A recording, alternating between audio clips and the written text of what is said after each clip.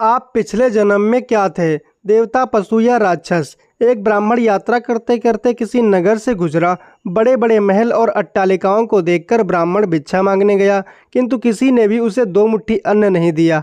आखिर दोपहर हो गई। ब्राह्मण दुखी होकर अपने भाग्य को कोसता हुआ जा रहा था।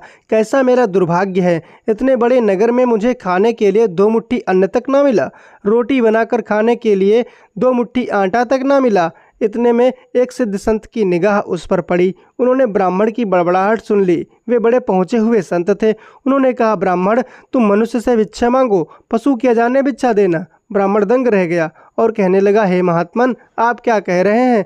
बड़ी बड़ी अट्टालिकाओं में रहने वाले मनुष्यों से मैंने भिक्षा मांगी है। संत बोले, नहीं ब्राह्मण, मनुष्य शरीर में दिखने वाले वे लोग भीतर से मनुष्य नहीं हैं। अभी भी वे पिछले जन्म के हिसाब से ही जी रहे हैं। कोई शेर की योनि से आया है तो कोई कुत्ते की योनि से आया है, कोई हिरण की योनि से आया है तो कोई गाय या भैंस की योनि से आया है। उनकी आकृति मानव शरीर की जरूर है, किंतु अभी तक उनमें मनुष्यत्व निखरा नहीं है, और जब तक मनुष्यत्व नहीं निखरता तब तक दूसरे मनुष्य की पीड़ा का पता नहीं चलता। दूसरे में भी मेरा ही ईश्वर है, यह ज्ञान नहीं होता। तुमने मनुष्यों से नहीं, पशुओं से भिक्षा मांगी है। ब्राह्मण का चेहरा दुख रहा था। ब्राह्मण का चेहरा इनकार की खबरें दे रहा था। सिद्ध पुरुष तो दूरदृष्टि के धनी होते हैं।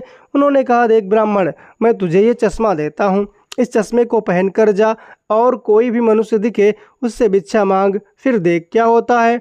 ब्राह्मण जहाँ पहले गया था वहीं पुनः गया। योग सिद्ध कला वाला चश्मा पहनकर गौर से देखा। ओ, वाकई कोई कुत्ता है, कोई बिल्ली है, कोई बघेरा है। आकृति तो मनुष्य की है, लेकिन संस्कार पशुओं के हैं। मनुष्य होने पर भी मनुष्यत्व के संस्कार नहीं हैं। घूमते घूमते वह ब्राह्मण थोड़ा सा आगे गया तो देखा एक मोची जूते सिल रहा है। ब्राह्मण ने उसे गौर से देखा तो उसमें मनुष्यत्व का निखार पाया।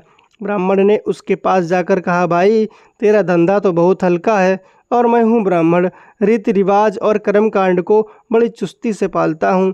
मुझे बड़ी भूख लगी है, फिर भी मैं तुझसे मांगता हूँ, क्योंकि मुझे तुझमें मनुष्यत्व दिखाई पड़ रहा है। उस मोची की आंखों से टप टप आंसू बरसने लगे। वह बोला, हे प्रभु, आप भूखे हैं? हे मेरे प्रभु, आप भूखे हैं? इतनी देर आप कहाँ थे? ये कहकर मोची उठा और जूते सिलकर टका आना दो आना वगैरह जो इकट्ठे किए थे उस चिल्लर को लेकर हलवाई की दुकान पर पहुंचा और बोला, हे हलवाई भाई, मेरे इन भूखे भगवान की सेवा कर लो। ये चिल्लर यहाँ रखता हूँ, जो कुछ भी सब्जी, पराठे, पूरी आदि दे सकते हो वो इन्हें दे दो, मैं अभी जाता हूँ।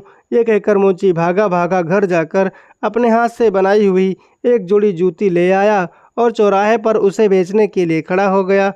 उस राज्य का राजा जूतियों का बड़ा शौकीन था। उस दिन भी उसने कई तरह की जूतियां पहनी, किंतु किसी भी बनावट उसे पसंद नहीं आई, तो किसी का नाप नहीं आया। 2-5 बार प्रयत्न करने पर भी राजा को कोई भी जूती पसंद नहीं आई। राजा मंत्री से क्रुद्ध होकर बोला, अगर इस बार ढंग की जूती लाया तो जूती वाले को इनाम दूंगा, और ठीक नहीं लाया तो मंत्री के बच्चे तेरी खबर ले लूंगा। दैवयोग से मंत्री की नज़र इस मोती के रूप में खड़े असली मानव पर पड़ गई, जिसमें मानवता खिली थी, जिसकी आंखों में कुछ प्रेम के भाव थे, चित्त में दया करुणा थी। ब्राह्मण के संग का थोड़ा रंग लगा था। मंत्री ने मोची से जूती ले ली और राजा के पास ले गया। राजा को वह जूती एकदम फिट आ गई, मानो वह जूती राजा के नाप की ही बनी थी। राजा ने कहा, ऐसी जूती तो मैं पहली बार ही पहन रहा हूँ, किस मोची ने बनाई है यह जूती? मंत्री बोला, हुजूर, वह मोची बाहर ही खड़ा है। मोची को बुलाया गया।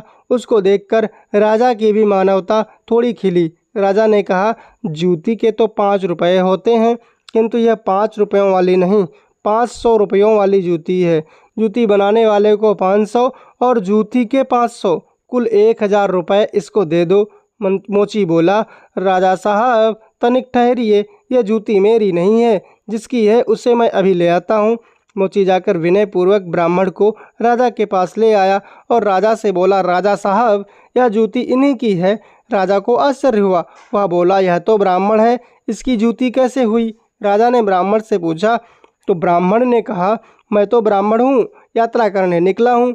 राजा बोला, मोची, जूती तो तुम बेच रहे थे, इस ब्राह्मण ने जूती कब खरीदी और कब बेची? मोची ने कहा, राजन, मैंने मन ही मन में संकल्प कर लिया था कि जूती की जो रकम आएगी वो इन ब्राह्मण देव की होगी। जब रकम इनकी है तो मैं इन रुपयों को कैसे ले सकता हूँ, इसीलिए मैं इन्हें ले आया हूँ। न जाने किसी जन्म में मैंने दान करने का संकल्प किया होगा और मुकर गया होऊंगा, तभी तो यह मोची का चोला मिला है। अब भी यदि मुकर जाऊं तो न जाने मेरी कैसी दुर्गति हो। इसीलिए राजन, ये रुपए मेरे नहीं हुए, मेरे मन में आ गया था कि इस जूती की रकम इनके लिए ही होगी। फिर 5 रुपये मिलते तो भी इनके, और 1000 मिल रहे हैं तो भी इनके ही हैं। हो सकता है मेरा मन बेईमान हो जाता, इसीलिए मैंने रुपयों को नहीं छुआ और असली अधिकारी को ले आया। राजा ने आश्चर्यचकित होकर ब्राह्मण से पूछा, ब्राह्मण, मोची से तुम्हारा परिचय कैसे हुआ? ब्राह्मण ने सारी आप बीती सुनाते हुए उस सिद्ध पुरुष के चश्मे वाली बात बता दी और कहने लगा, आपके राज्य में पशुओं के दीदार तो बहुत हुए, लेकिन मनुष्यत्व का विकास इस मोची में ही नजर आया। राजा ने कौतूहलवश कहा, लाओ वह चश्मा जरा हम भी देखें।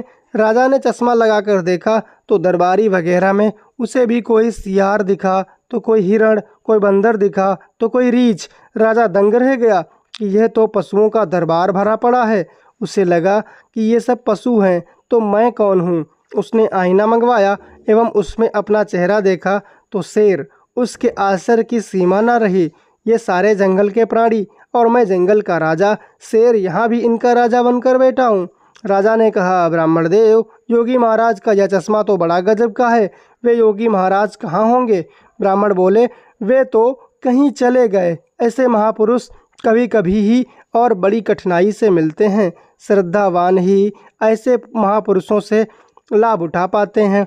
बाकी तो जो मनुष्य के चोले में पशु के समान हैं, वे महापुरुष के निकट रहकर भी अपनी पशुता नहीं छोड़ पाते। ब्राह्मण ने आगे कहा, राजन, अब तो बिना चश्मे के भी मनुष्यत्व को परखा जा सकता है।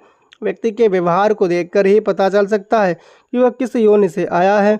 एक मेहनत करे और दूसरा उस पर हक जताए तो समझ लो कि वह सर्प योनि से आया है, क्योंकि बिल खोदने की मेहनत तो चूहा करता है, लेकिन सर्प उसको मारकर बिल पर अपना अधिकार जमा बैठता है। अब इस चश्मे के बिना भी विवेक का चश्मा काम कर सकता है, और दूसरे को देखें उसकी अपेक्षा स्वयं को ही देखें कि हम सर्प योनि से आए हैं कि शेर की योनि से आए हैं। यह सचमुच में हमें मनुष्यता के लिए है। यदि पशुता बाकी है तो वह भी मनुष्यता में बदल सकती है। कैसे? तुलसीदास जी ने कहा है, बिगड़ी जन्म अनेक की, सुधरे अब ही आजू, होई राम को नाम जप, तुलसी तज कुसमाजू।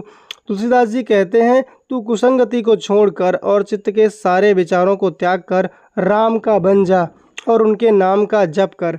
ऐसा करने से तेरी अनेक जन्मों की बिगड़ी हुई स्थिति आज ही और अभी सुधर सकती है।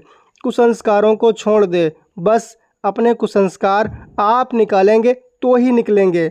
अपने भीतर छुपे हुए पशुत्व को आप निकालेंगे तो ही निकलेंगे। ये भी तब संभव होगा जब आप अपने समय की कीमत समझेंगे। मनुष्यत्व आए तो एक एक पल को सार्थक किए बिना आप चुप नहीं बैठेंगे। पशु अपना समय ऐसे ही गंवाता है। पशुत्व के संस्कार भरे पड़े रहेंगे तो आपका समय बिगड़ेगा। अतः पशुत्व के संस्कारों को आप निकालिए, मनुष्य एवं मनुष्यत्व के संस्कारों को उभारिए। फिर सिद्ध पुरुष का चश्मा नहीं वरन अपने विवेक का चश्मा ही कार्य करेगा। और इस विवेक के चश्मे को पाने की युक्ति मिलती है सत्संग से। मानवता से जो पूर्ण हो वही मनुष्य कहलाता है। बिन मानवता के मानव भी पशु तुल्य रह जाता है। दोस्तों, आज की वीडियो पसंद आई तो एक लाइक ज़रूर करें और अगला वीडियो देखने के लिए चैनल को सब्सक्राइब करना ना भूलें। कमेंट में राम राम 2 बार जरूर लिखें। जय श्री राम।